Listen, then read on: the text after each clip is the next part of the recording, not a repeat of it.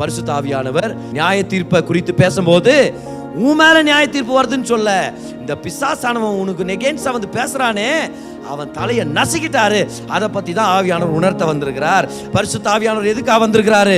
பிசாசானவன் உனக்கு குற்ற உணர்ச்சியை கொண்டு வந்தா நீ திருப்பி அவங்கிட்ட பேசி சொல்லு, ஹே நான் பயப்பட போறதில்ல, பிசாசே நியாய தீர்ப்பு உனக்கு தான், உன் தலை தான் நசுக்கப்பட்டாச்சு, ஏன் தலை இல்ல.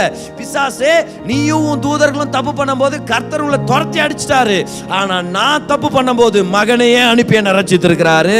உன்னை பரலோகத்தை விட்டு துரத்திட்டாரு, எட்டி உதைச்சிட்டாரு. அந்த பரலோகத்துக்கு கர்த்தர் என்ன உள்ள சேர்த்திருக்கிறார். ஹல்லேலூயா.